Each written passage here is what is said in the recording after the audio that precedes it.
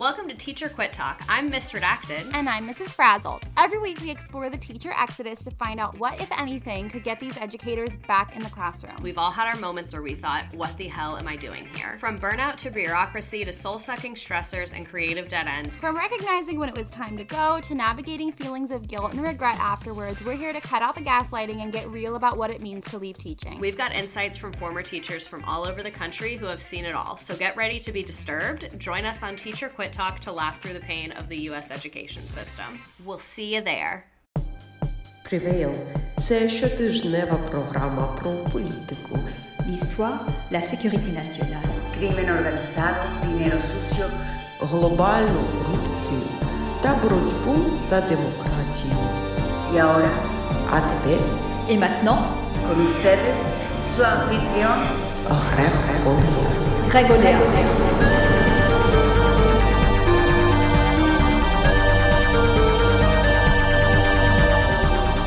Welcome to a fight.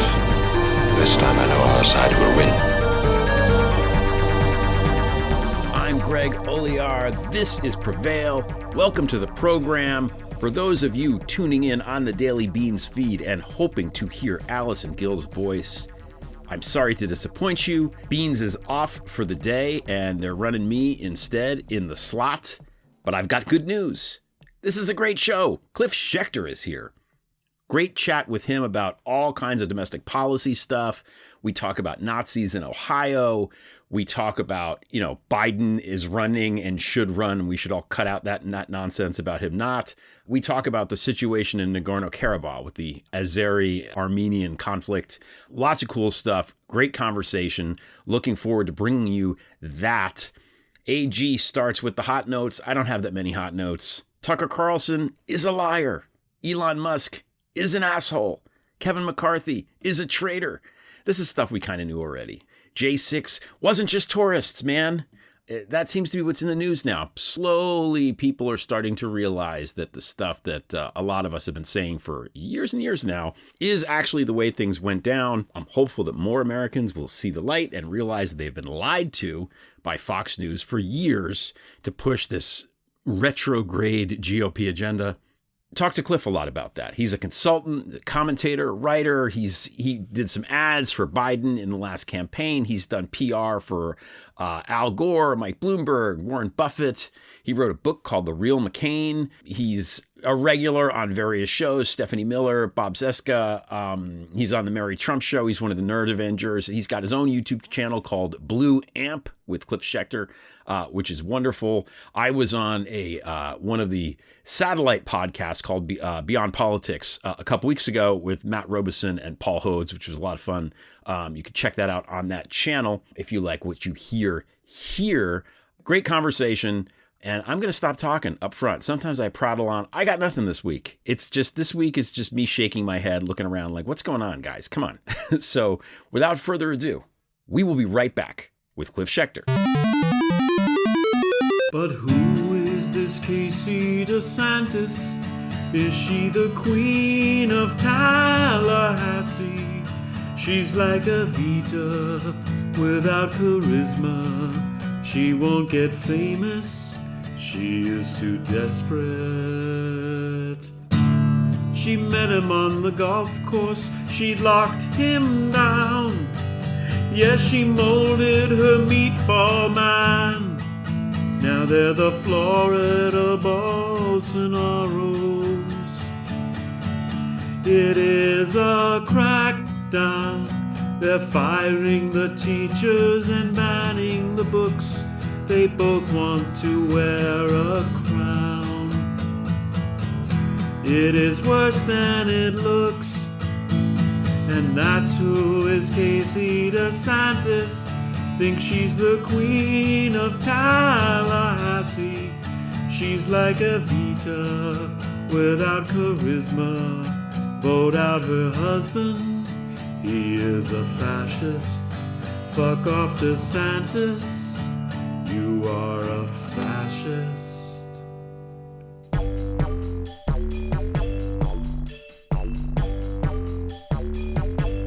Cliff Schecter, welcome to the Prevail podcast. Well, thanks for having me, man. I've been looking forward to coming on.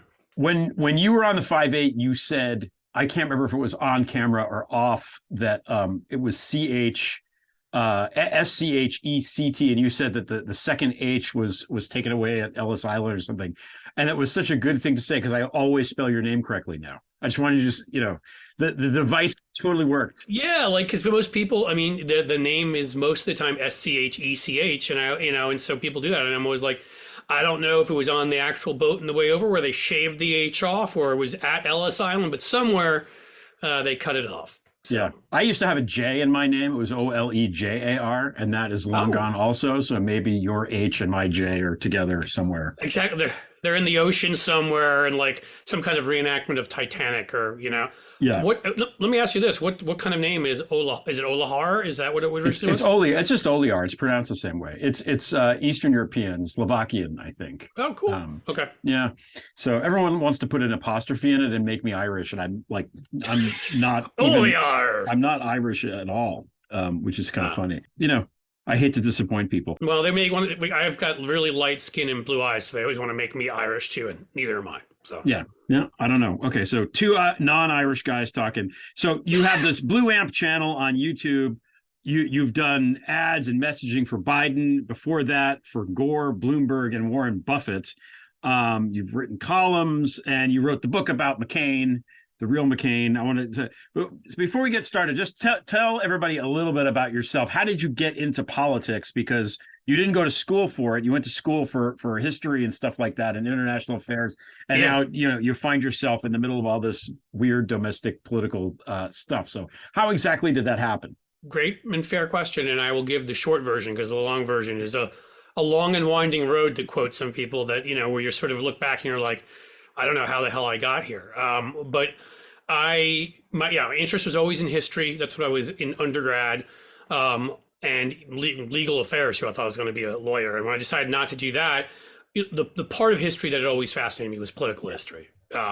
So that's what I always studied. And then, but I'd found U.S. history as well as world history fascinating. So I ended up coming out of undergrad and doing some domestic political work. The timeline will, say I worked on Bill Clinton's re-election at his polling firm with two of the worst human beings, three in the history of the world at the time. Okay, so the three guys that were coming out of that polling firm, Dick Morris, Mark Penn, and Doug Schoen, all of whom rapidly became Fox News Democrats because they're three of the sleaziest humans alive, as far as I'm concerned. That's an opinion, guys, if you feel like suing me. And so after that experience, I went back to School of International Public Affairs at Columbia for international affairs. I'd lived abroad in both France and England, and I thought I was going to be an international journalist or something of that nature.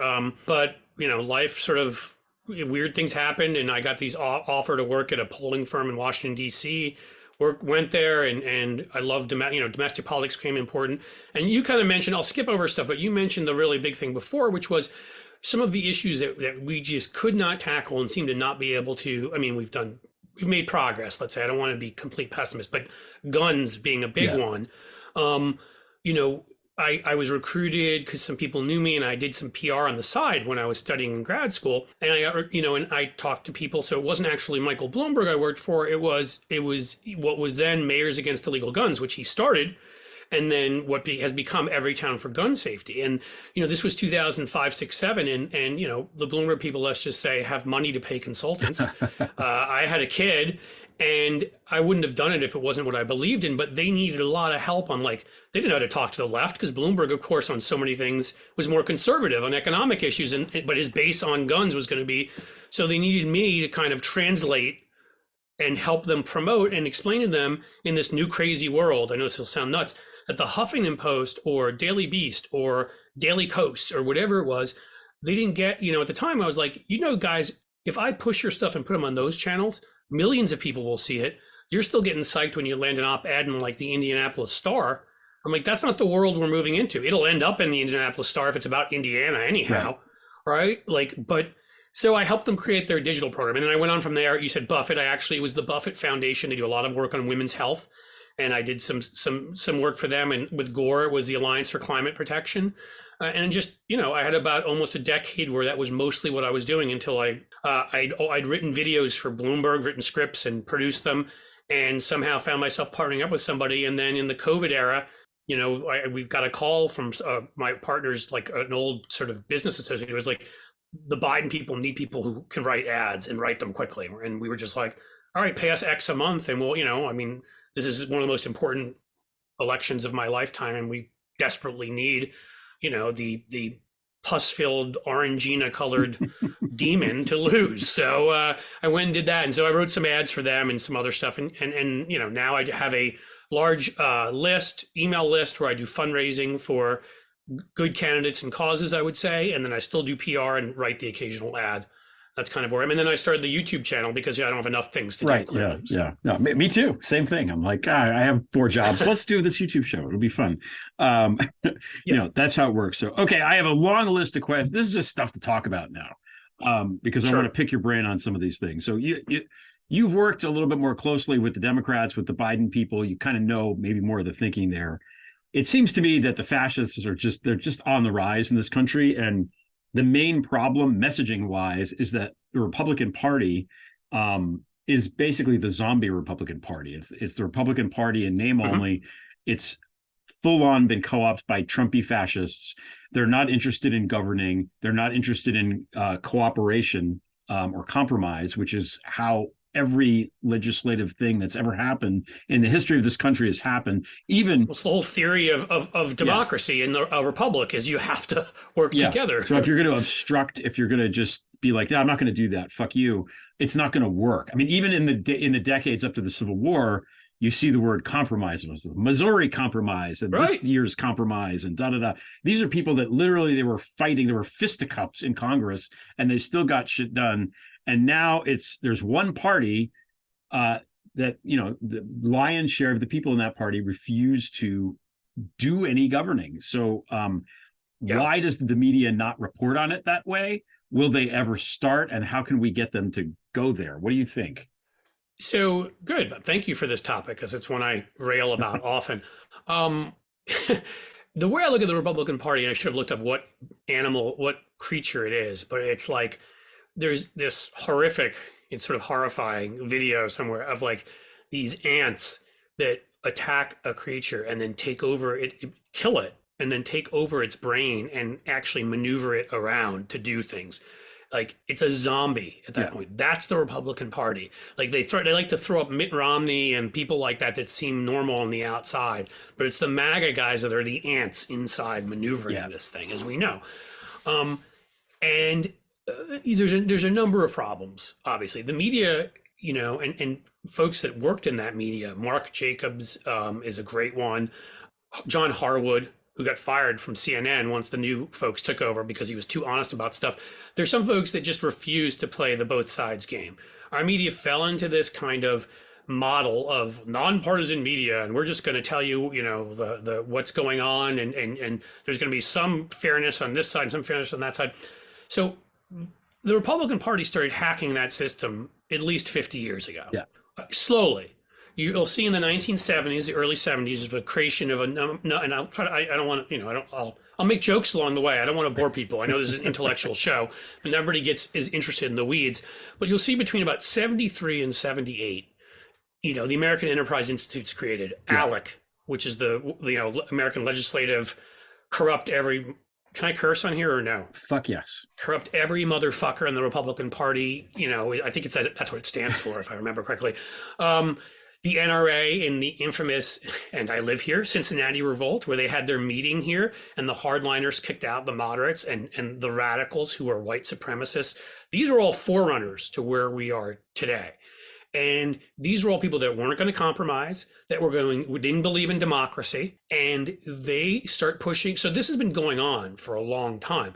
The problem is that our media got stuck in this era of like the 40s to, I would even say even the 80s. I mean, and you could even say the 90s pre-impeachment, because there still were a lot of Jim Jeffords and John Chafee. He's not even Lincoln, his dad, John Chafee. And hell, you're in New York. I grew up in New York. I mean, Jacob Javits was like a liberal Republican to the point where he was more liberal than like 2/3 of the Democratic Party, maybe more. So there were different wings of different parties, and having that sort of both sides thing made a lot more sense. It hasn't made sense since Newt Gingrich's rise. at the very least, since Gingrich's rise, and you can make the argument since Reagan's second term, and he put Buchanan in a position of power. And I mean, like it's obvious, it's right in front of their faces. And the argument I always make is political media is the only type of media that actually tries to make you dumber actively. Like, if we know that, it would be like, and I this is what I always repeat, I'm like, and I may have said this on your show, so I apologize if I'm repeating myself, but it would be like the one group of scientists say the moon is made of Swiss cheese, the others say it's not. Who's right? Right. Or if that would be if they covered all science that way, or the Dodgers had 2 runs and the Giants had 1 run. Did the Dodgers win? Well, we'll ask both sides. I mean, like objective realities are then so in politics instead, they know Newt Gingrich comes in bad faith. They know Mike Huckabee comes in bad. They've seen these people for years. Liars who've been caught lying, who've been caught in ethics violations. I named 2 people there because they're 2 of the early ones I can think of. But like Mike Huckabee sent out something on his Newsmax bought list saying he had a biblical cure to cancer and raised money on that. Newt Gingrich, we know with GoPac, he corrupted all these things and taught Republicans how to refer to Democrats as sick and evil. And we know who these people are. They're frauds. But the media still refuses to step out of that crouch. And the biggest, I think the problems are, it's careerism with some folks. Like, they don't want to step out of line because everybody acts like it's just one big conspiracy. That's not it. If you've ever worked in a culture before, you get that you have to adhere to that culture or you may be pushed out. Publishers are largely conservative still, and then some of the stuff we can't help. The stuff we can help is we have failed, and I don't know why, because you name some of the people I worked for. I've worked for people that put a lot of money into causes on the left, but we have barely ever even tried to create a parallel but truth-based left media that, we've got some magazines that do this, New Republic or This Nation or whatever, although The Nation with Vanden Heuvel and some stuff veered off into, I'm sure interesting territory. But, we've got there are a few newspapers here and there owned by people on the left that that are willing to do this. I mean, Courier News has done some of this. Heartland Signal. I'm not going to say nobody. Media Matters, of course, and I'm not saying nobody has, but we don't provide the pressure on the left to the mainstream media that they do on the right, which is why, like, some people will say to me, "Why are you being so viciously over the top?" And my answer always is because that's all they respond to. Like, if they respond, I went to school with a lot of these folks. I babysat one of them who you would have seen on TV this weekend. I should probably just say his name again and embarrass him. Another one was a good friend of mine in high school, and they both write for the New York Times. I don't know. Should I say them? Should I not say them? Who knows? We can leave it up to the listener's imagination, I suppose. Yeah, I guess so. And they do some good work here and there, but they also do some of this both sides bullshit. And they're only going to respond if they're being, because at this point, you don't have these working class journalists anymore. It's people going to name brand schools, often from wealthy families. They're not going to be hurt by some of the stuff that they're talking about.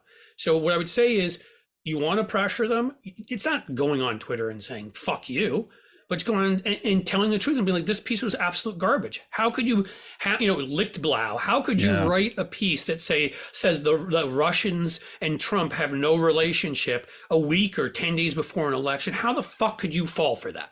You know what I mean? And if you want to put it nicer, that's fine. But that's what needs. And if we had a bigger media apparatus the way they do, I think we could get the media to do better. But it's very hard. And again, I saw you when you spoke to Matt, my partner at the YouTube, to Matt Robeson. You were more generous than me, and I'm fine. And so was Matt, where you said you think most of the media are doing good work or whatever. I would probably say some. I would say I'm very careful to say that there's some great folks out there. I mentioned Harwood, and I mentioned Mark Jacobs. I mentioned others that have worked in Rex Hupke right now, Will Bunch. Yeah. There's people that are they write some columns, but they also do news and whatever, and they're terrific. But there's also way too many people out there who will they'll go on. I mean, they're either fully corrupted, and you can tell who they are by various interests, or they don't give a damn, right? It's all just a spectacle to them. And I don't know if they care if democracy falls. I don't know if they understand what enemy of the people means, and that, if democracy did fall and we went to the worst possible imagined future, they get a reserved seat on the cattle car right next to me. But they don't seem to get that. So, my answer to you is the only way you're ever going to get media to move to where they need to be. It's by pressuring the hell out of them constantly. You bring up a lot of good points. I mean, plus the monolith thing I think is really important to understand, because these things are not monoliths. The New York Times is the most frustrating schizophrenic body that we have. Like they're terrible about, for example, trans rights. Their coverage of all this trans stuff has been wretched. It's been deplorably abhorrent, to the point where people are going to die because of how shitty it is. And then in the same, news cycle, they produce really good work about, this scoop or that scoop. And, the irony is that we know what we know because of these media stories, which they break. And that's what I mean when I say that a lot of the journalists on the ground are doing good work. I think it's more the institutions themselves, the structures that are in place. I worked at AP in human resources, so I used to go to the news meeting and observe it. And it's interesting to see how that works. Like, you have people pitching stories, but the people know what is quote news and what isn't news, and everybody has a sort of. But that's a very, very subjective thing to say. It is, to some degree. Like, there's some things clearly are not subjective. Joe Biden won the election. That's not subjective, but that's a news story. But other things, maybe we're not going to report about Iran right now, for example. That has gotten very little play in the media, what's going on there. And other stories have disproportionately large amounts of play, like the fucking balloon or whatever. So it's all very frustrating. But you brought up an important point. You said, and again, to quote you from that show, I enjoyed that podcast with you. Sorry, I just... No, I'm glad. I hate watching myself after, so I'm glad you liked it. I do too. Like, watching myself is tough. Watching other people, easy.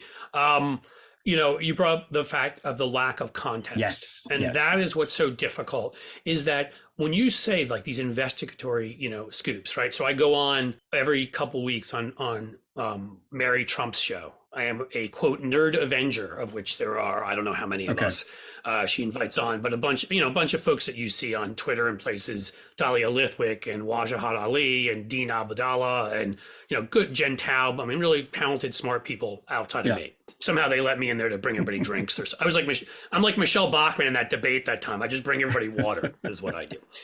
But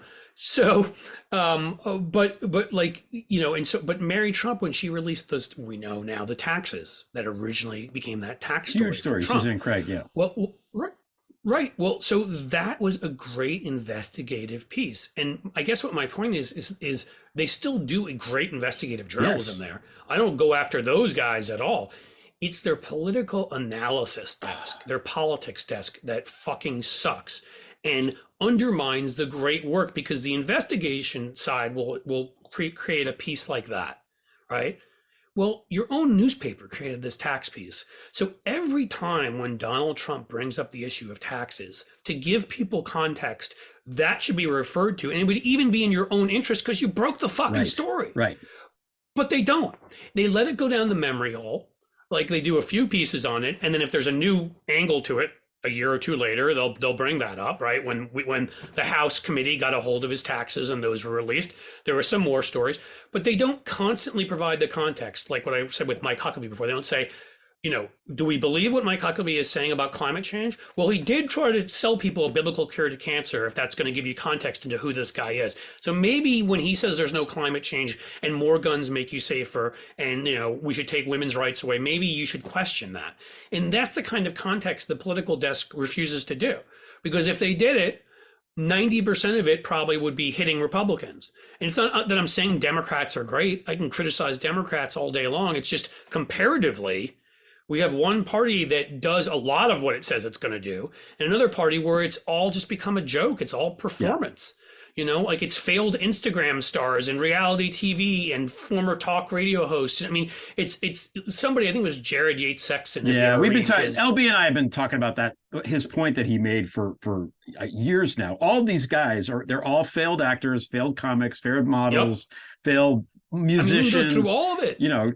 There's Tim Pool trying to. Why did Breitbart move out to L.A.? He moved out to L.A. to become an actor. He failed and he started Breitbart. He wanted to be an actor and a comedian. They hate the mainstream of America because the mainstream didn't find it interesting. Dana Loesch, NRA. Like I'll get as many people killed by the NRA because I want my face on TV. She literally pitched a quote unquote hot mom sitcom to NBC with her, and like and this whole thing about this, I guess it's amateur sort of way to get your picture out there in front of people that are like casting for movies, explore talent. I mean, Candace Owens, Lauren Boebert, like the list goes on and on. This nut that they've just exposed, Anna Paulina Luna, like her whole thing was she wanted to be an Instagram star and a model. Like it's like one after another. It's these people that had brushes with fame and they're such narcissists, or they just want to make easy money and they crave the money and the fame and the whatever. And Anna Paulina Luna was a strong Obama supporter in 2008. Carrie Lake was a strong Obama supporter. But these people then found out, hey, wait a minute. Look at all these morons here on the right who will buy a biblical cure to cancer. I can sell them anything, and the right is smart enough to get that they're looking for people who actually, even if they're amateur actors and suck, at least have tried to be actors. I mean, oh my God, have you seen the thing with the Project Veritas guy trying to do like a New Kids on the Block I saw thing? the clip, but I saw the link to the clip and I did not click the link because I did not have Bleach readily available. I saw it because it was on Twitter and it started playing for me. I'm like, oh, I saw it probably for about 10 seconds before I was like, what did I just see? And I mean, so, and I talked about this. I released a video last night on this newest one. I don't even know how to pronounce this stupid last name, and I don't really care. It's probably a fake name anyhow, we've learned. Andy Ogles or whatever, the one from Tennessee. His name, Cliff, his name is Ogles. I know. What's next? Fondles? Molests? Exactly. Come on. Right. I'm reading this and I'm like, wait a minute. His name is Ogles and he's a Republican. I used to say this, like their names too. Did you ever look? And people may know this, but what Malkin means, as in Michelle Malkin. It's like a bird that like Coulter. Like all these people's names are like have these horrible associations, and Ogles fits right in there. Now everybody will be Googling Malkin and Coulter. You should, because I can't remember. I don't offhand, but they've. So point being, Ogles, and like he was calling himself an economist for years. You know what? We actually have degrees in that. We hand them out at institutions of learning. He doesn't have one of those degrees, so he doesn't get to do that. He referred to himself as an expert. I don't even know what this means on international sex trafficking. I mean, an expert, does that mean he did it with Matt Gaetz, who now won't be charged, but probably should? I don't know. but he had made all these claims about himself, that his resume, that none of which are true. And it's just another example in all this. And that's what I spoke about, like in this video, is that the end goal used to be like you cared about policy, even if you're, coming from the right, you generally had, there are demagogues along the way. There, your Tillmans and your McCarthys but you generally maybe you want to do something you believed in. Like now the end goal isn't to be a congressman or a senator. It's to get like a Fox News gig. It's to end up on the right wing gravy train where you can go to you can go online to a QAnon conference and get paid $100,000 to just show up and say stupid things that not to be true. And obviously we learned all of that, not that we didn't know it, with the Fox News Dominion, sure. Which is, to me, oh my God, can I give you my shocked face? I mean, I knew all these people are lying. I knew all of them didn't know. It's the question of our age, and some of it's, you and I don't remember if we talked about it before we came on air, about how easily money travels now from place to place and how easy it is to bribe people. An article just came out on and you probably saw it, all the various EU officials that were being bribed and whatever by Putin's Russia to try to change their stance on Ukraine. Oh no, Crimea, I think it was specifically at the time. And we're in an age of weaponized communication. Yeah. And I've tried to sort of have conversations, and you get these First Amendment absolutists, and I'm like, listen, we regulate things that we consider to be dangerous. You can't issue terroristic threats. You can't commit acts of sexual harassment. You can't share child porn. You can't slander. Slander, libel. But we refuse to have this conversation. And I'm not saying how much regulation there should be, but one of the guys who shared. The guy who's just had his sentencing, the mass murderer in Boston. Okay. I'm sorry, Buffalo. Yeah. Right. Pardon me. And the market, racist, whatever. Well, one of the folks who encouraged him and shared his visions and all stuff in the United Kingdom just got sentenced to a 14-year sentence for that. We can't do that here. Yeah. We think you can share any, and I'm not saying maybe that's going too far. I don't know. But we refuse to even have the conversation about the fact that it used to be somebody, whether they believed in it or not, whether they're fake like Fox or not, who could stand on the corner and scream crazy shit and maybe convince 5 people if they're lucky to do crazy shit. Now they have access to the entire world via social media.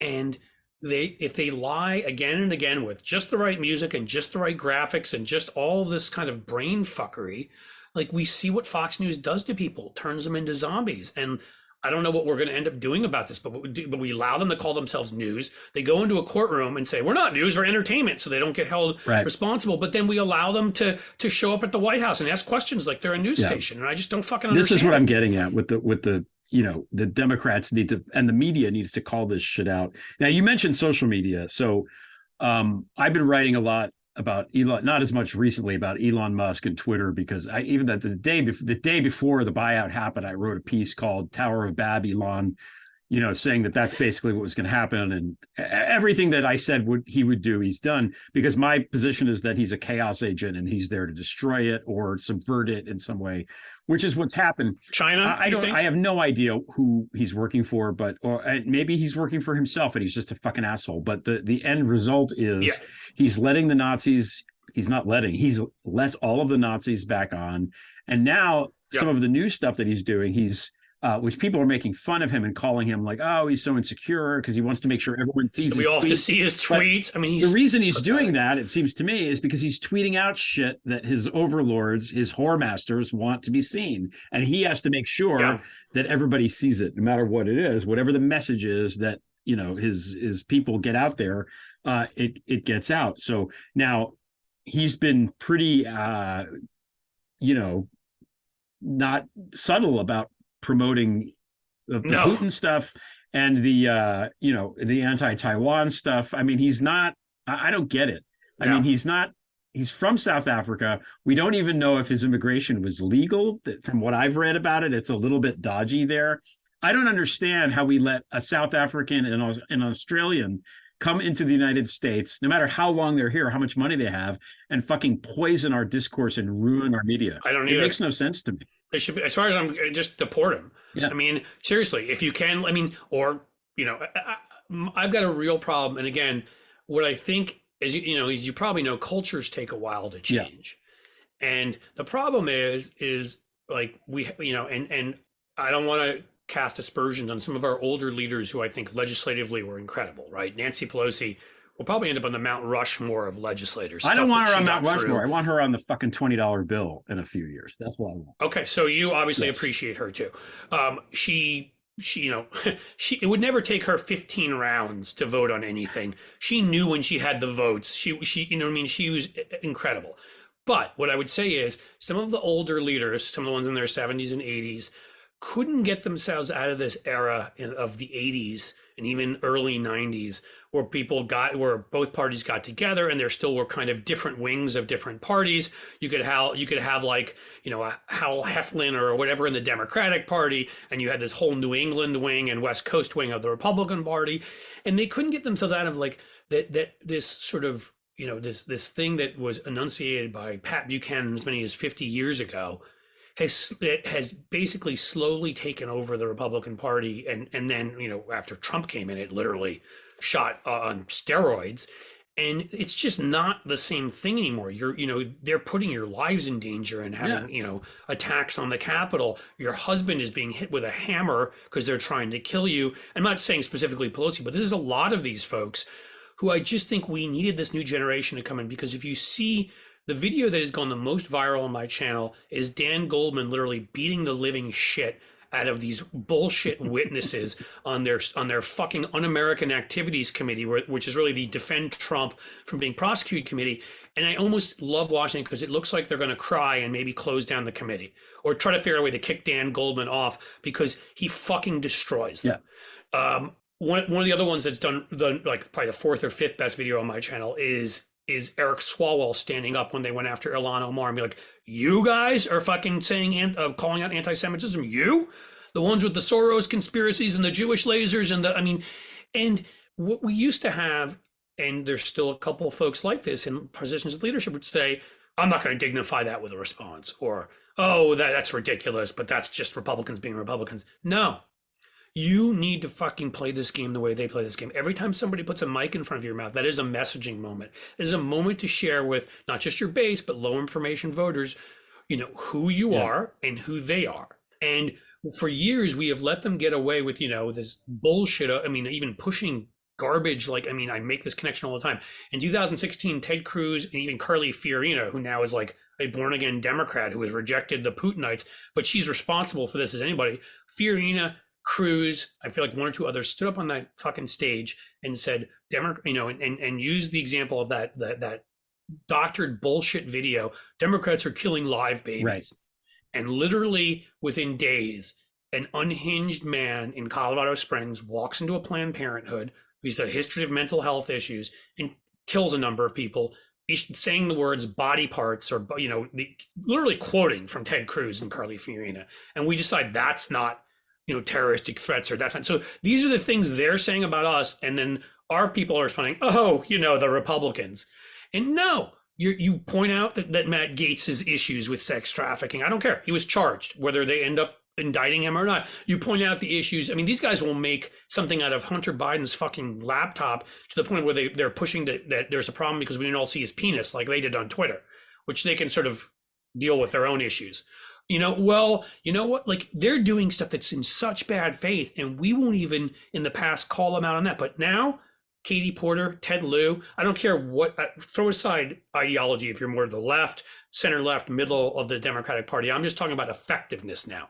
AOC, Ted Lieu. This new guy, Maxwell Frost, is really fucking good at it too, by the way. He's amazing. Maxwell Frost is awesome. He's been there for 2 weeks. He's amazing. Ruben Gallego, who's taking on, one of the reasons everybody got behind him is because he was the one who was willing to go on Twitter and call Ted Cruz a baby killer when he tried to give us his theory of doors to stop shootings. If doors were only stronger, which I'm sure would help at parades and stuff. We have people now who are willing, Katie Porter sitting there reading like that book, how to not give a fuck or whatever it was. Well, that is that, believe it or not, like that's, and I know you know this, but everybody might not, that is a messaging moment because that ended up going viral. And it's Democrats understanding that you need to mock them. You need to point out their lies and inconsistencies. You need to go after them for how dangerous they are and how anti-American they are. And that's the way you win against these folks. So we're getting better, is what I'd say. I am not, to be clear, attached to the Biden administration. I wrote ads in 2020. Never, that's it. I was never in the administration. Whether I get hired again is questionable because I'm willing to be critical and I say things. I think under very difficult circumstances, Joe Biden has literally done a masterful job legislatively. And I think he moved us forward. He's been going after Rick Scott on Social Security and hitting him and mocking him. He at least brought the F word to the conversation when he said semi-fascism. I wish he just said fascism, but to say MAGA Republicans are semi-fascist, that is a big deal for Democrats. So do I want him to still be tougher? Do I want him to be better? Do I want him to hit them hard? I do. But some of his persona is like the likable Joe guy. And in a way that gives him even more license to do it. Because one minute you can say, my friend Mitch McConnell, and the next minute you need to be rhetorically slitting his throat. Yeah. You know what I mean? And he started doing that. And I think, so even he's learning at this point, but an old dog learning new tricks. It's hard with some of the folks who are in the upper echelons of the Democratic Party. So when you're talking about Democrats calling them out on all this stuff, we are getting a lot better at it because we have this whole new generation that only knows the post-Bush 2 Republican Party. Yeah. And what they see the light. Yeah, they see it for what it is. Yes. We got to take a quick break. We're going to be right back with Cliff Schecter. So here's a special announcement. My friend Owen King, co-author of the New York Times bestseller Sleeping Beauties, has a new novel out. It's called The Curator, and we have a little preview for you guys right here. Illusion and conjuration were not viewed with much favor by the authorities in the Gentles era. Sleight-of-hand men were even more infamous for picking pockets than in the present day, and in the hill towns of the Northland provinces, people were occasionally still drowned for consorting with demons in the woods or committing other supernatural offenses. However, the Gentle was a beloved exception, because his illusions were so charming and peaceful. The silver egg, for example, he passed to the members of his audience so that they could test its weight and solidity. When they were satisfied and the egg was returned to him, the gentle declared that existence was quicksilver. He used his black baton to spell the word today in letters that shone in midair, and in the next instant brushed his arm through them. The dispersed letters quickly reconstituted themselves in a new word, tomorrow. It's The Curator. It's by Owen King. It's available everywhere books are sold. Okay, we're back with Cliff Schecter. I was going to save this to the end, but let's just get it out of the way. I think, you were talking about Biden's accomplishments. My opinion is that Biden, and I've said this a bunch of times on a bunch of platforms, Biden is the best president of my lifetime, which is both acknowledging the good work he's doing and also an indictment on the presidents that have been in my lifetime. I think, it's not, I'm born in 72, Nixon, you were born. Yeah, we're pretty much exactly the same age. Yeah, exactly. So, it's the same thing. You could make arguments for other people, but I think it's pretty obvious, actually. I would agree with you 100%. So I don't want to spend too much time on this, but I want to put it to bed. Historically speaking, as you know, being a history guy, incumbent presidents don't lose re-election unless they really fuck up bad or they're super unpopular. Biden is doing awesome work. Or they get stuck in an awful economic cycle, although in Republicans' cases, they often create that. But go ahead. I mean, there's reasons, but for the most part, you really have to bungle something. Or Ross Perot, there's forces that are weird that come along. But if it's a president that's running and he's pretty popular and everything seems to be going okay, it's usually a cakewalk to re-election. That's usually historically what happens. So there's a lot of free media and name recognition and money that comes with being an incumbent. Absolutely. The advantages of incumbency are vast, et cetera, et cetera. Now, Joe Biden is old. In 2 years, he will be older, or next year, whatever it is. Yes. I am worried. I think people don't really appreciate just how much depends on his health, frankly. I think Joe Biden's health is more important than almost anything right now. Oh, I remember saying when COVID, I was like, let's put him in a bubble. Yeah. Literally like have him be like the bubble boy, like don't let anything get near him. Don't let anything near him. But so my thing is there's a lot of this bullshit. And again, the media doing the stupid shit that they do. Well, let's not have Biden. Maybe it's time for someone else because he's old and he's, yesterday's news or whatever. I think that's madness. I think there's no fucking way that if you're Michael Jordaning it, you don't retire.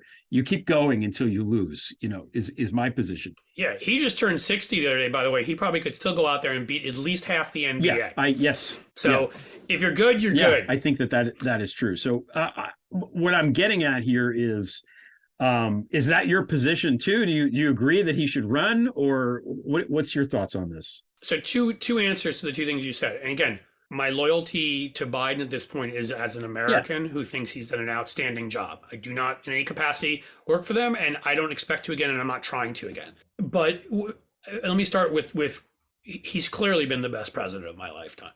I think there's absolutely no question. It was sad yesterday to see that, Jimmy Carter going into hospice now.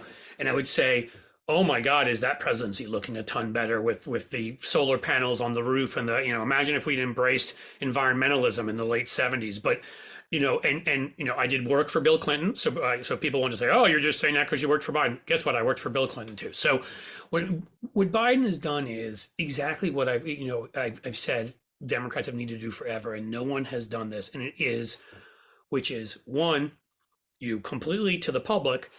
And I thought Obama was doing this for a while until Obama proved that he really believed what he was saying. And that got me upset, which is you claim the bipartisanship, you can work with them. People like that. You have to do that. All right. You don't want to normalize they're crazy, but if you do it in a smart way, which he's done, which is he separates MAGA Republican from Republican. And now you can call anybody a MAGA Republican if you want, any of the other ones. But where you need to, you go it alone. You bring your party along, and the masterful job when you have such a slim majority of getting both that initial COVID stimulus bill through, which is why our economy came back because so many people were able to go back to work suddenly. There was so much purchasing power again. And then later on, the Inflation Reduction Act, which dealt with inflation, but the investments in clean energy and all these were huge. But the fact that he also was willing to go at the bipartisan route and know when it was in Republicans' interests, and he could bring a few sane people along, but also bring people along that really needed shit, right? Mitch McConnell and Rand Paul were never, I mean, the big project, and he spoke about this in the State of the Union, the Brent Spence Bridge is one of the ways you get from where I live in Cincinnati across the river to Kentucky. Not that we want to go there I'm kidding, all you Kentuckians. That's where the good whiskey is, though. Actually, bourbon is outstanding there, I will say. And if you come to this area, I will take you on the Bourbon Trail. It's good stuff. But, you know, a lot of folks live in the northern, it's the way you'd live in the New Jersey suburbs or Connecticut suburbs of New York. Like you can live in Indiana and Kentucky suburbs. You take bridges over and come to Cincinnati and work. And this bridge had chunks falling out of it. And the governors have never been able to get the money. Like the state legislatures are full of fucking idiots, and they refuse to do it. His bringing those funds in here to quote himself was a big fucking deal. And the fact that he got McConnell to come along because it was in McConnell's interest to do it.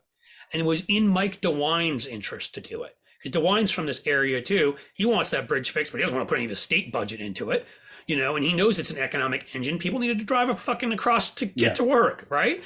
So he brought along the dozen or whatever he did on that infrastructure bill, which, I mean, the economic development, the job creation in that bill was just astounding.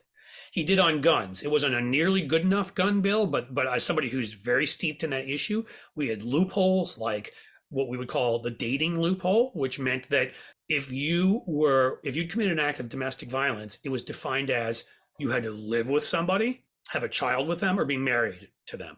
If you just were dating them or stalking them, it was a stalker's paradise. You could stalk somebody and you weren't living with them. So even if there are misdemeanor charges against you, still go get a gun. This closed that loophole, for example, right? He brought a bipartisan majority together, and Republicans knew it was in their interest. They had to, because they knew on guns with that series of shootings, you know, our last series of major shootings, they had to do something. It was right before the 22 election, and they knew they were going to get destroyed if they didn't. So it was in their interest, and they had to do it. So when he's needed to bring them along, he has. And I would put his economic record up there right now with certainly his legislative record approaches LBJ's. His economic record approaches FDR's. I mean, his foreign policy record is up there with, you know, I mean, with anybody. He's the best thing that he's done is how he's done the Putin stuff and the war in Ukraine, I think. Yes. I mean, Putin and Ukraine getting us the fuck out of Afghanistan, which I'm sorry had to happen. Afghanistan should have been if it wasn't for Dick Cheney's oil and all the fucking, you know, people sitting around Bush, it should have been a 6 month to 1 year invasion to go in with mostly special forces and take out Al Qaeda and take out the Taliban folks who were actually harboring them and getting the fuck out. Because I'm sorry, I feel horrible for people. I do believe that international forces need to go in to stop genocides. But at the same time, if it's America or the West in Afghanistan, it's never going to work. It doesn't. And history can tell you that from us trying to do it in the Spanish, trying to do it in the Philippines, to wherever, pick your example that you want. It doesn't work because they will outlast you. So he got us out of there. And I mean, that was huge. All right. And all the chaos that all these assholes wrote about afterwards, amazing. It actually ended up working better than planned in the long run. There was some short-term chaos that happens. You know, that's why you try to not get into wars, because war is always chaos. What he's done with Putin, as you said, and Ukraine has been masterful. So, you know, is he perfect? No, but he's had this great record. And I would add, and I don't have to say much about the incumbency, you really covered it. So when you look at his great record and you look at the fact that he's an incumbent, we would be crazy not to have him run for re-election. It would be insane. And here's the thing, it's really simple. As long as he stays healthy, like, you have a preset script there. Look at Reagan 84 and all the shit Republicans did to us when Reagan, oh, there he goes again, and all that stuff. Just fucking take it at steal wholesale all the stuff Reagan, like, you know, I don't want anybody to hold it against my opponent that he's young and inexperienced. What he said about Mondale, they got everybody to laugh in that debate. There's a whole sort of record there of ways to deal with the age issue. They should be studying Reagan 84. Do it. You can deal with it. Yeah, especially if it's fucking DeSantis that's running. I think. Oh, that the meatball. I mean, that's one of the nicknames that if Trump really did come up with that, I mean, it was the easiest one. The guy he wears his little white booties, to when there's a flood. I mean, I'm sorry, let me run that campaign. That guy looks. I'm sorry, I just have to do this. When he did his little Top Gun thing, and his face was like this in the fucking helmet. Yep. Sorry, I knocked this out.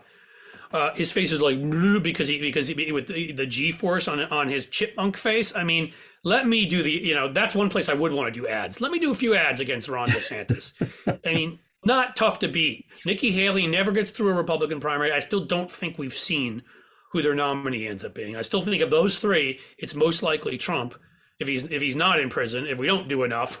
But otherwise, I don't think we've seen who the person is who ends up maybe being a, one that brings them together, all the nuts from the different wings who they can all agree. I think it's going to be Kristi Noem. I'm just going to say it right now. She's the one that scares me. I think it absolutely. I think she absolutely could because she's attractive and people fall for her shit. Yeah, that's if they're smart. I don't know though, but people will argue that no, the GOP is so misogynistic that they would never. But I don't know. Do they want to win or not? That's the thing that scares me. Well, it's also how many people are running, because if there's a split enough vote, you don't need, if you can win the primaries with 15 or 20% of the vote, if there's enough people, she might be able to do that. I think she would be one of the ones. If you were going to go with someone who isn't a non-woman, I'd have to think a little bit, but there's a couple of them who I think could pull it off and still, I mean, I guess I don't think he's going to run. I think he said he's not going to, but John Thune has this very air, another South Dakotan he being went reasonable. To Moscow. Well, even though he's one of the Moscow, I was going to say, he's out. He's one of the Moscow 8. So I think, but he has this look to him like he fits in with the regular Republicans, and he's quiet about stuff. He doesn't speak out and say crazy shit. So, but you're right. Maybe the Moscow 8 thing would be enough to destroy him. But they do have They do have others out there who would make me more nervous. Another one is Youngkin, who's a right winger who comes off like the private equity guy he is, and so there are some like that end up being sort of compromise candidates who are still just as fucking nuts and just as fascist. And those would be the ones who would worry me. But again, if Biden is healthy and Biden is our incumbent and we get the machine up and running, I feel pretty fucking good about it. Yeah, me too. Thanks for saying. And Marjorie Taylor Greene, we finally have also done what they did. They created caricatures of our leaders all the time. Nancy Pelosi, others that were just total bullshit, but they did it with their media arm successfully. Here we have Marjorie Taylor Greene, where like she gives us all the material we need, and the Biden people have gotten smart on this too, and so have the Democrats in the House. Kevin McCarthy literally is on a dog leash. It's like a scene out of Spinal Tap. And like to her, and as far as it's not sexist, it's sexy. And you know what? We should run with that, because the truth of the matter is that if she is the face of that party, they're fucked. Yeah. So, I think I agree with that. And you mentioned the Republican, like the machine that they have, the media machine of smearing people. I mean, you can see it with Kamala Harris. You could see it early on that the forces that did not want her and they did not want Joe to win. And you could tell because that's who the Russians didn't want. And if you go, like when I was doing the Kavanaugh articles, I went and read like Mark Judge's blog, which I don't recommend. But you can tell he's sort of workshopping ways to attack Kamala. And, and it's effective. She does have this thing. No, you can see it. Like, right. So, they're sitting there with whatever the new Cambridge Analytica is, and they're stealing and buying and, as much data as they can. And they're pouring through it and finding different ways to try to convince African Americans not to vote and convince certain women to vote for them and whatever it might be. And what crazy shit works. And when you're willing to do that and you have literally zero morals and you have all this money and all this research you can do, sure, you can workshop it because, like I always say to people, if you can put just a few dots together, it isn't difficult to know what they're doing. I mean, the border stuff is a classic example. Right? Like, that's testing well in their little Cambridge Analytica focus groups. It's seeing that it blunts certain other issues, for them. And it appeals. And sadly, it seems to appeal to a lot of newer immigrants here who are like, I came here the legal way. Why, and they play that up and they create this whole, because they need fear. They need fear of the other. And so you can tell, crime, I mean, it wasn't based on reality. It was based on what's the stuff that's playing in the focus groups and what's the stuff that we can find a way to connect to people that we can get people to hate. LGBTQ community, Jews, blacks, and certain liberal hippie women, especially single women, and that kind of thing. Yeah. They have their games that, so you can, if you know this stuff and you pay close enough attention, you know exactly what they're up to, because when one or two people say certain talking points and you magically then see the same thing appear in other parts of right-wing media, they're testing stuff. Yeah. And if it works, they're running with it. Yeah, exactly right. Exactly right. So, okay, we're coming down on the hour. I don't want to keep you too long. I have a couple more questions.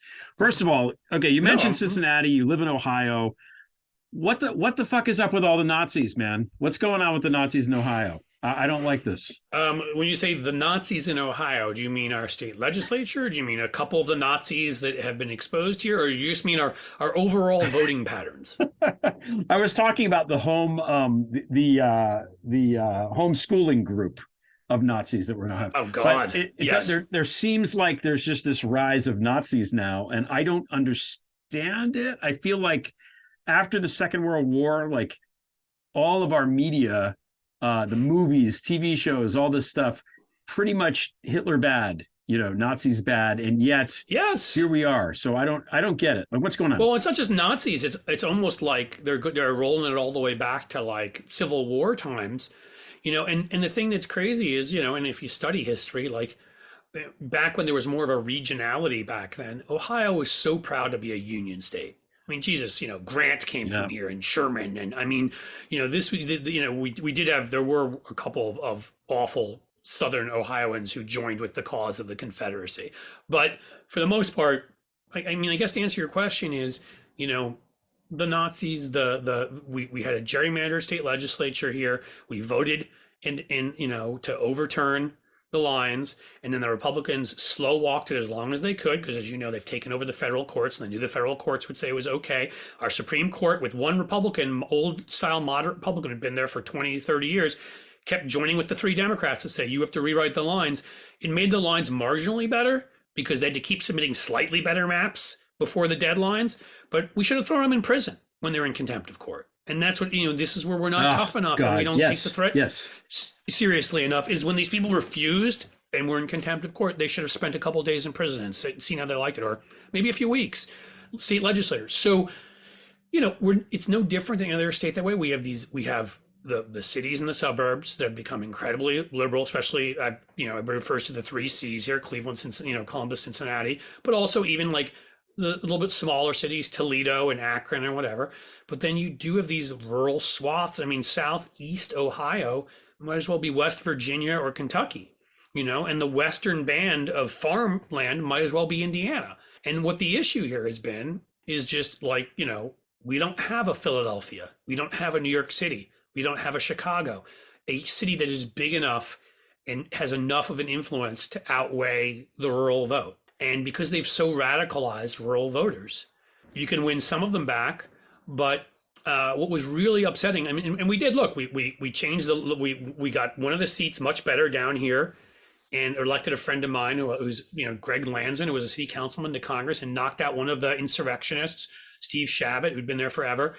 And there are some folks you can appeal to that like a lot of the sort of folks who are here who are kind of like Procter and Gamble or Kroger or some of the big companies here that used to be Republicans, I'd call them Romney Republicans, are voting Democratic, but we're a couple points short. We come very close in the overall Congress vote, the state legislative vote, but the gerrymandering has hurt us.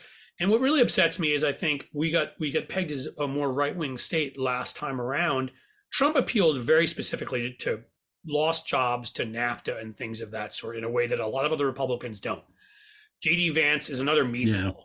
Right. So what hurt us last time, what was so upsetting is Tim Ryan was just the right guy for this state. And every poll had them within 2 points, for a while. And Tim Ryan might have lost, but if he had lost, he was going to lose at worst by 3, maybe by 2. But then that fucker, obsessed with living forever, loser, Peter Thiel, who J.D. Vance is essentially his puppy, dumped he had a deal with McConnell. He's like, if I put 30 million in, you have to put 20 million, or vice versa. I mean, they dumped $50 million in here, and so it's not that Ohio has suddenly become Alabama. It's that Ohio has because of the rural areas, frankly, with their gun policies and their diabetes policies and their COVID policies, if there's any state where they're killing themselves off disproportionately actually has an impact over the next 5 to 10 years, it may be here. Wow. Because nobody's repopulating those rural areas, and the cities here, because we do have engines of growth. The Children's Hospital here is one of the best in the country. We do have, Procter and Gamble, which brings a lot of folks to Cincinnati who wouldn't otherwise come here. The cities are growing. So if we can hold off the fascists for about 5 years, I mean, I'm sorry, I'm just going to put this honestly, enough of these other nuts in these areas, because they're doing the worst possible things for their health imaginable. It's where the opioid crisis is. They're dying off. And the truth is we're growing. So they've got about a 4-point advantage here, I'd say, naturally. If everybody spent the same amount of money and whatever, they've got not even necessarily 3-point maybe. That's going to get a lot closer. Yeah. I do think Ohio can come back, and a couple other states on the bubble like that are very close can come back because of in rural areas, and you've seen it somewhat in Pennsylvania already, are dying off, and Philly and Pittsburgh and whatever are growing. So my answer about Ohio is we're salvageable. Yeah. That should be, you should put that on a bumper sticker. We're salvageable. Yeah. I'm not going to bullshit anybody. I'm not going to say, but it'll be interesting to see, because they're going to throw everything they have at Sherrod Brown, and there literally is no Democrat who does better playing to a working class audience, who's more comfortable in the jeans tuxedo in a union hall or a trucker event than Sherrod Brown, who does win 5 to 10% crossover voters who vote for people like Trump. And, he's an incumbent. It's not quite the incumbency of the presidency, but being an incumbent in any office is very helpful.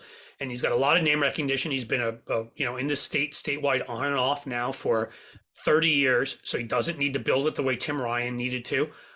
I mean, so that's going to be a real test here, because if we can hold Sherrod Brown, I think then that will give folks hope. And I think we've got a lot of hope as our demographics increase and theirs decrease. Yeah, thanks for that answer. It's very sad. It's really sad to me. I know we make fun of the MAGAs and we should, and mock them and stuff, but that you have a political party, the Republican Party, that's actively trying to kill people. I think that's their policy. I've said this a bunch of times. They want us to die almost without exception. Every piece of legislation and every plank on their platform, so-called, advances something that's going to cause as many people to die as possible.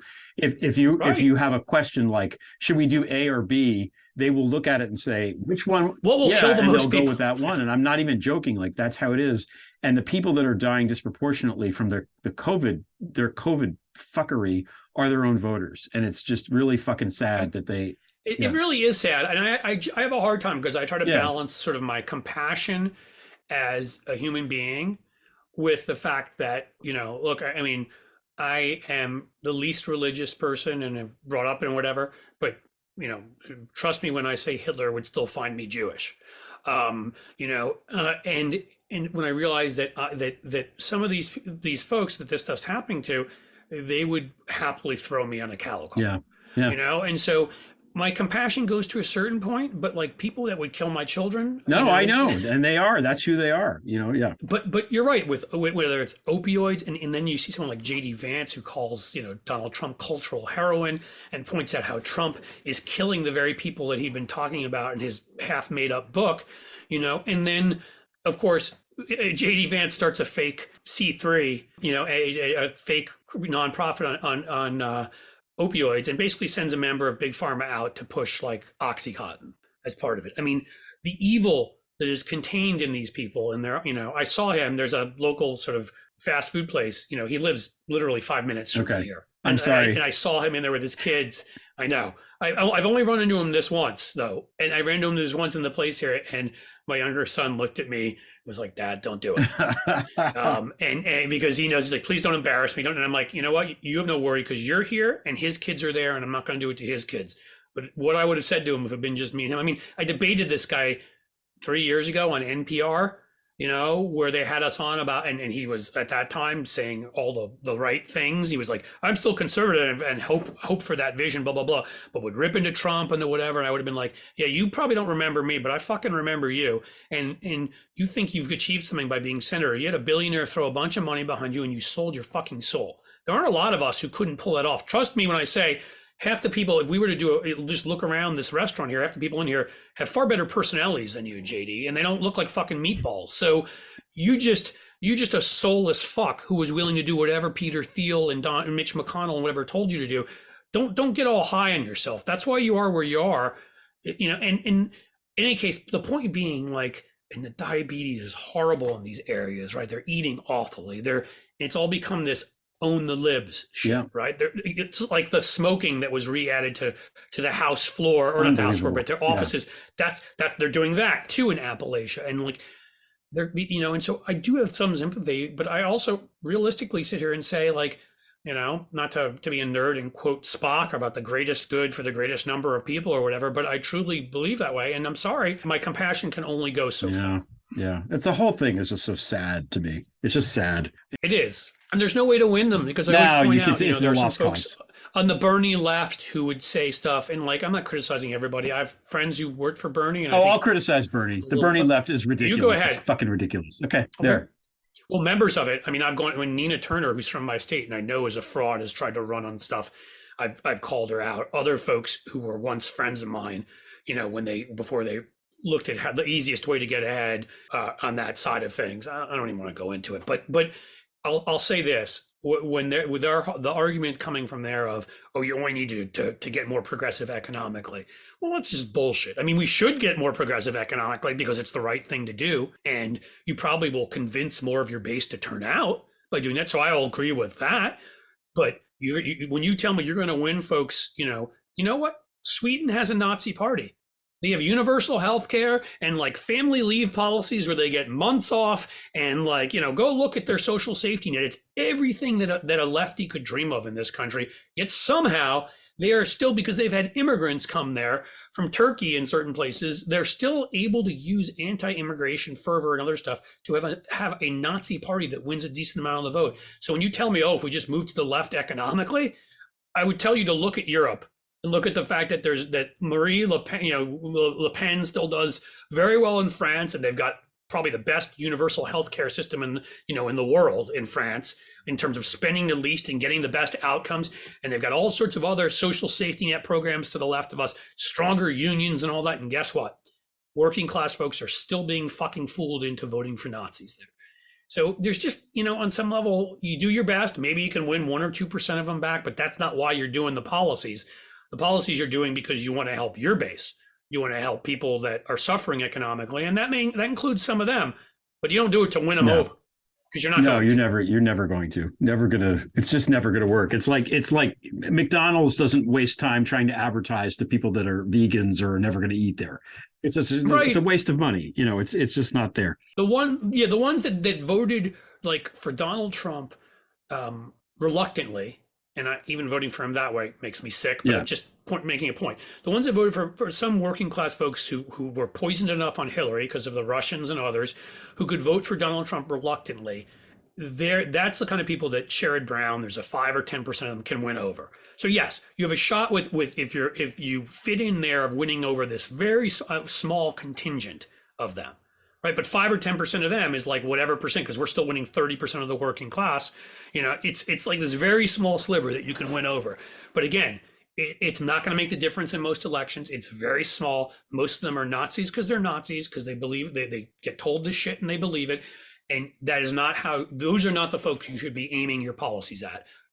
Our policies have the effect, if they're good, that they'll help them. We're still never getting their fucking votes. No. And not only that, they do what the Republicans do, which is they take the benefits of something that Democrats fought for and voted for and they didn't vote for, and then claiming credit. Hey, look, the stimulus. Look at, like, I built this new bridge. It was me. You voted against that? Oh, well, PPP loans. You lazy people on welfare. Oh, you're going to let me take $80,000? You know, Chuck Grassley was like 147 years old and shouldn't even be allowed in Congress anymore. And like, you know, but he took like, I don't know, he's a multimillionaire, but he took how much for his fucking farm? I don't even remember anymore. I mean, he's shameless. Yeah, disgusting. Okay, one more question before I release you. You've talked a lot about the whole Armenia situation. And I want to talk about that because it's complicated and something that doesn't get talked about in the news very often. As I understand it, you're up in the Caucasus Mountains there. You have Armenia, you have Azerbaijan. There's territories within those two countries that sort of intermingle. Armenia is the world's oldest Christian country, continuous. It was the first country that became Christian that still exists. Azerbaijan is Islamic. So there's tensions there. You have a breakaway province called Nagorno-Karabakh, which is basically an Armenian enclave within what's territorially Azerbaijan. Yes, ethnic Armenians. Yeah. And has been like quasi-independent for like, I don't know, 25 years now. And there's sort of a war, there's sort of a ceasefire. Tensions have started to escalate more recently. So what's going on there? What should people know? What can we do about it? So I mean, there's a group that I've done work with, and then now it's become sort of a passion of mine pushing this because obviously Biden, I think, was the first time we even acknowledged the Armenian genocide. United Kingdom still hasn't done it. Others still don't. The EU, because of natural gas and other reasons, the way fossil fuels corrupt the world is just, and they still are. They invite Aliyev, who's a corrupt kleptocrat, and from your stuff on Trump that at one point there was going to be a Trump Tower Baku. Absolutely, because I believe it was Aliyev's son-in-law who was like the rapper or whatever. I mean, my God, these people are just no talent, whatever. But hey, you better buy my albums. We'll line you up against the wall. So you've got Christian and Muslim, and there's tensions there, but also Armenia on the what's the group that rates democracies? Their democracy is healthier than ours, right? Okay. Now. All right. So people are like questioning Armenia's democracy. Yeah, they have a higher rating on the scale than we do. It's Freedom House, I think. It's fucking embarrassing. Yeah, it is. I'm happy for Armenia. I'm embarrassed for America. They're also a democracy. Aliyev is a kleptocrat and is a vicious tyrant and has gotten rich off of in any number of pieces with plenty of evidence, stealing state resources, the usual thing. So before, both Armenia, out of protecting themselves, and Azerbaijan both had kind of agreements with Russia. But Putin, in the end, understands what's in his interests. He wants to get the band back together and put forget the Soviet Empire. I think he wants the Tsarist Empire to be put back together. And all of these areas are spheres of influence or were part of their empire at times. So a couple of days before he invaded Ukraine, if you believe in coincidences, and I know you don't, Aliyev was meeting with him in Moscow. Clearly, some green lights were being given to each other, and it's in his interest for there to be attacks and things, taking some of the attention away from Ukraine going on there. It's in his interest in terms of the way he's viewed by the world. It's in his interest because if things are unstable there, everybody calls Russia in to be an independent mediator, and Russia increases their influence there and gets more access maybe to a pipeline. Tied into this too is Erdogan. Good old Erdogan, who hired Michael Flynn to kidnap somebody rendition someone out of the country. And I don't remember. There's other American folks that is Tulsi Gabbard one of the ones that he was also corrupting. You may know this better than me. He was the one also whose lackeys beat up protesters in front of the White House, and he had Trump on speed dial. Trump talked to him more than any other leader, which I was surprised to find out. Right. Yeah. But there were a couple other members of Congress groups, right-wing groups that have been heavily, I remember it's the prayer breakfast, they've got their claws into, and so obviously, if you know the Armenian genocide, you understand that Turkey was the one who committed that. And so Turkish nationalists Mehmet Oz, who was good buds with Erdogan, which I pointed out a lot during that time, that we would literally, he was a Turkish citizen. He'd fought in the Turkish military. This might be the first time we literally, if they put him on the intelligence committee, have a Turkish spy. Yeah. I mean, he's closer to Erdogan than he ever was to Pennsylvania. He actually spent time living.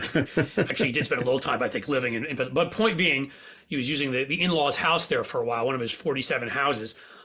So what I do is I point out, so you've got, as you pointed, Artsakh is another, the area there. It's Nagorno-Karabakh, and they are surrounded. I'm trying to think of the best way to describe it. Think of like how we had to do an airlift to West Berlin because it was surrounded by the Soviet/East German territory. That's what it's surrounded by. They need access to this road to get to Armenia, but this the Aliyev and the Azerbaijanis made up this fake that they were going to do something, I don't remember, with fossil fuels. I mean, the irony, right? These people just look at you in the face and tell you what they're doing is such a fascist trait, right? And so they sent in these ecological activists to block them because they didn't want them burning fossil fuels on that road. Utter bullshit, completely seen through. One of the PR companies that hired some professor in the United Kingdom to write, and he found out it was for Azerbaijan, and he backed out and fucking called them out on the whole thing and how it was all bullshit. And he's a big climate. So that's what you've got going on. Well, Baku was one of the first places where oil was discovered. And in the Russian Empire and Soviet Union, that was the center of the entire, before Saudi Arabia, before anywhere, Baku was the place. Right. So you've got oil and you've got natural gas, and they want to run a pipeline through Armenia. And they want to, so there's chaos, but there's, as there often is, there's reasons for this. I mean, they want Armenia. They figure the U.S. and we'll be dealing with Ukraine, dealing with other stuff. We're not going to stand up and risk lives. But Nancy Pelosi went over there and stood up with them. A few Republicans from the less MAGA-ish wing have also done that. But it's a simple story. It is a corrupt dictator, vicious dictator, killing people in a democracy. So they blocked this road. So these 120,000 ethnic Armenians are being subject to starvation and freezing temperatures, and the UN is failing. And I hate to say this because I don't want to undercut institutions that the right does this all the time, but this former ambassador, foreign ambassador to the UN from Armenia, wrote this op-ed that I shared the other day all about how Kofi Annan had these things he called first principles at the UN, and said, if we will not, if we allow politics to get in the way of going and stopping genocides, then what's our point? Yeah. Right? And after East Timor and after Rwanda and after Bosnia, if we don't learn those lessons. So the UN right now isn't doing enough. The EU is standing there, and you've got what's her face, the EU head of the EU, shaking hands with Aliyev for the cameras, which makes me want to vomit. And I would argue even Blinken, we're not doing enough. I mean, we're doing certainly more than the EU. At least we've recognized the genocide. At least we've sent our leaders over there to say we stand with Armenia, but we're not doing enough. We're not. The way to hurt them is the way you hurt Russia. It's with sanctions. They're a petro state. That's all they got going for them. You hurt them there, you hurt them. But it's like the dictators club again. Aliyev, Putin, Erdogan, who are killing people, innocent people. And the media is almost nowhere to be found. So I'm working with this group, Birthright Armenia, where, it's an American group. I'm not working with any, folks in Armenia, but I'm working with them and trying to publicize what's going on there as much as possible. Because it breaks my heart, and it's another place where, call it what you will, call it a genocide, a Holocaust occurred, and we're apparently going to let it happen again. Yeah. And so I've been doing work there. Are you a heavy metal fan? Not really. No, I'm more of a. Okay. But go ahead. Well, I just started to ask. My main genre is a little more hard rock, classic rock, but I like a little heavy metal here and there, Metallica, some stuff. But so one of the lead singer of a band called System of a Down, his name is Serj Tankian. A heavy metal band. He's Armenian American, based in LA. Just an amazing guy. He's also a published poetry, and he does art and this and that. He's been incredibly helpful because he's got a much bigger microphone. And so I've done some work with him in pushing out like a lot of what's going on there. He writes songs about it. He does art about it, and so he helps a lot. I mean, he's a terrific guy because he doesn't have to do any of this stuff. And he does. And so that's helped too, that we've got a few people like that. I mean, Jesus, I wish Kim Kardashian would do a little bit more. Yeah. But a brand to worry about or something. So we've had some at least semi, people with relatively big names who are Armenian speak out. That one name would be hugely helpful, but has done very little. And so, we do what we can. So that's what's going on, and people should just know about it, because if you follow international affairs, if you know what's going on in Ukraine, if you know what's going on to the Tigray population, if we head over to Eastern Africa, if these are things that our new media once upon a time covered. Yeah. But they're few and far between now. I mean, I hate to say this, but I really do think it's racist. And I've got family that, 1/4 of my family is from Odessa. So, I obviously have an interest, familial interest, but also human interest in not wanting anything awful to happen to Ukraine. But at the same time as we should be showing what's happening to people that are being victimized who are white, in Ukraine, we should also be showing a fuck of a lot more about what's going on to the Tigray population. I'm probably mispronouncing it, and I apologize. Tigray, it may be, and to Armenians and other folks around the world. So I do my best on this one, and it's a client that, every once in a while I get lucky, and there's a lot of things that I really care passionately about, but this is, this is as pure and as good a thing as I've ever done. So I'm so glad that I got the opportunity to spend some of my time talking about it and working on it. Good. Well, thanks for doing that. I think it is important. I think when people, just normies who have platforms on Twitter and elsewhere pick certain beats to cover and kind of hone in on, I think it's really helpful.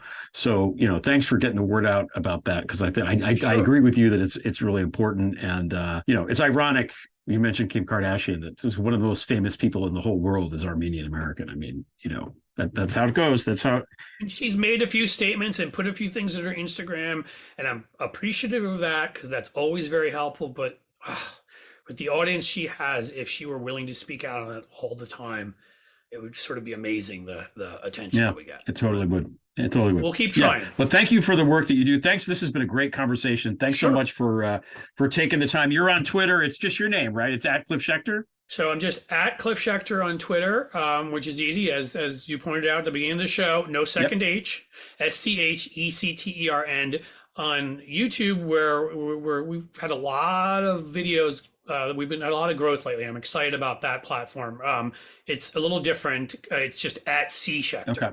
So it's just the first initial and then my last name, and you can find me in either place. And I don't know, there may be other places in the future, because I just got told I have to change my 2-factor identification on Twitter, and Elon is doing a great job of sort of like trying to extort people into getting his Twitter blue, which will not work with me.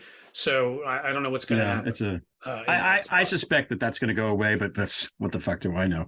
Anyway, no more about it. We don't want to end with an image of that jackass. Okay. No. Let's end with, hopefully let's all do things to bring transparency, let's say, to the dictators and sociopaths and narcissists and bad people out there, because you only hear the bad stuff, yes, but a lot of good stuff's happening too, and we're beating them in a lot of places, and let's also talk about that. Amen.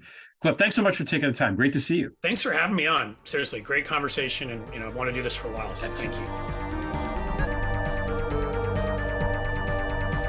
The Prevail theme song is by Matthew Fossa. Zarina Zabriskie, Marie Kost, and Martha Acuna provided the introduction in Ukrainian, French, and Spanish, respectively. Voice talent is by Stephanie St. John, Tally Briggs, Michelle Cantor, and me. Thanks to Allison Gill, Molly Hockey, Kenai Williams, and everyone else at MSW Media. Please subscribe to the Prevail Substack with updates every Tuesday, Friday, and Sunday. Your $5 monthly subscription funds the column and the podcast. Visit gregolear.com to learn more. Thanks for listening. Drive safely. Don't forget to tip your server. And until next time, we shall prevail.